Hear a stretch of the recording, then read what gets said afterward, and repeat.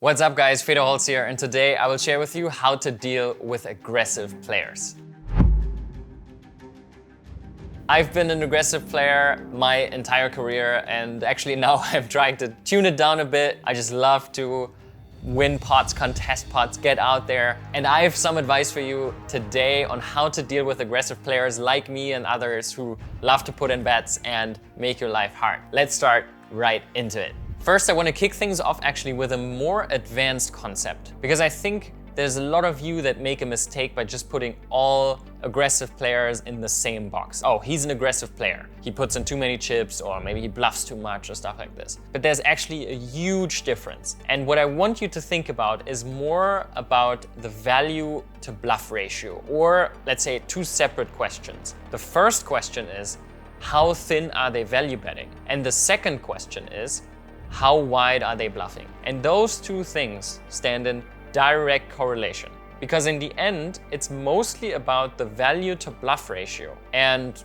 the density or how wide they're value betting. Those two things are really, really important when you consider playing against an aggressive opponent and what lines to take or how to adjust or what the best exploits are against him. Why is that so important? Because if you play against an aggressive opponent, let's assume he bets really thin for value. He sometimes bets hands he's never supposed to bet, but he bets second pair for value. If you're just blindly bluff catching the guy, you're going to lose a lot of money against him, because he just value bets so thin, and maybe he bluffs more than he should, but maybe he value bets even much thinner than he's supposed to. Now you're just getting owned by him because he value bets you thinly over and over again. And on the other end of the spectrum is a guy that maybe also bets a lot, but he just loves bluffing. He just puts in bets and bets and bets with weak hands that are worse than ace high just all the time. So whenever he can, whenever he has a hand that can't win any other way, he's just putting in a bet. Both aggressive players, but two entirely different opponents, and we have to deal with them in different ways. So that's the number one thing I want you to keep in mind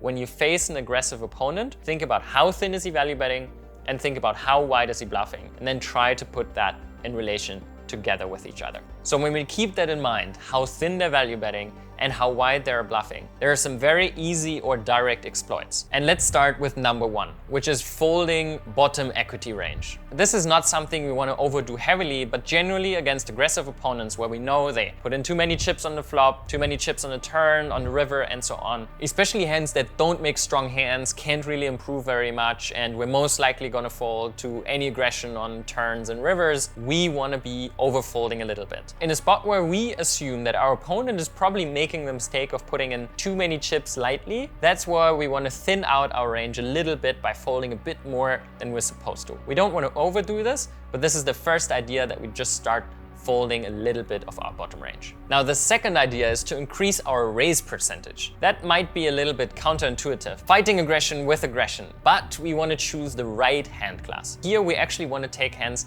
that don't want to trap, that's important, but have good characteristics to raise. So for example, a good draw. Fighting aggression with aggression is oftentimes better because we have decent equity and we generate a lot of fold equity because he's most likely value betting too thin or just bluffing too much, and against that it's actually quite nice to play our draws aggressively sometimes. That's one approach. Another one is to increase our bluff frequency. So in spots where we think, for example, he bluffs too much, so against that second opponent where we think he's just over bluffing, that's going to be an opponent we want to be bluff raising more because he just has so much air. So especially if our hand is very vulnerable, this is now more the first type. Against opponents that value bet very thinly, we want to play them more aggressive. And we also want to value raise thinner for value. So if we know he's value betting very thinly, we want to go thinner for value ourselves. So that's something where you shouldn't be afraid.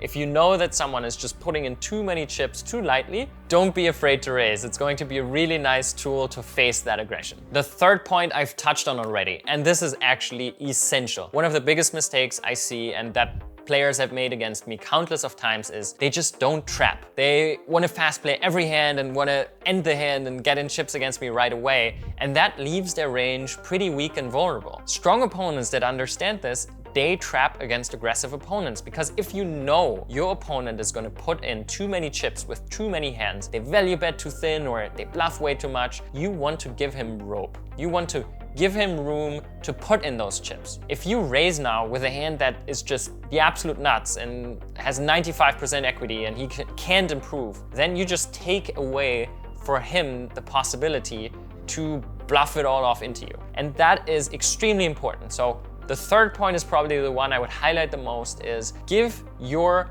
aggressive opponent rope, trap against him, and the more he's bluffing versus thinly value betting, the more you want to trap, and the more you also want to trap some more vulnerable hands. And now let's get to the most dicey one, the fourth one, which is bluff catch more. I know this is difficult, and I've seen it countless of times. If I think back of the ace-king end of the Silva against me, Upeshka, shout out to you for putting in the chips in the end after a 12-minute tank.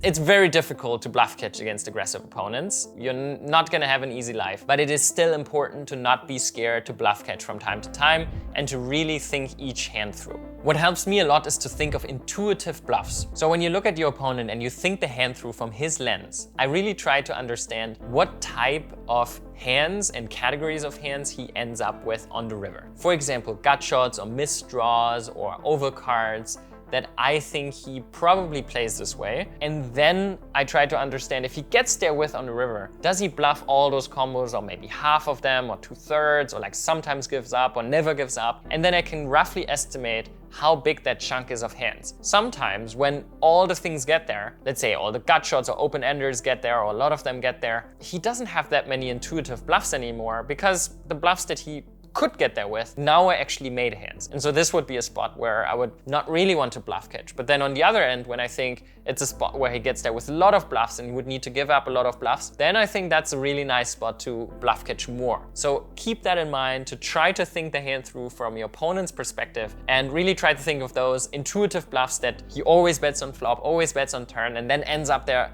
on the river with. You can now start estimating whether you think he's the type of guy who never gives up or maybe sometimes gives up, and that will give you a really nice starting point for you to make an educated decision about your bluff catcher. I know bluff catching is difficult and you're not gonna love it, but it's actually a very important part to fight and face aggressive opponents. So really try to focus on that and get a better understanding of what their value range looks like and what their bluffs look like. And I think then you're going to improve your win rates against those type of players significantly. So now to sum it all up, fold a little bit more of your bottom equity, especially in spots where you don't really improve. Second, check raise a little bit more and choose your spots wisely there, especially with more vulnerable hands or as bluff in spots where you think they over bluff. Third, trap, trap, trap, especially in spots where they will bluff into you. And fourth, bluff catch more and really think through what type of bluffs they get there with to the river. So from now on, when you face an aggressive player,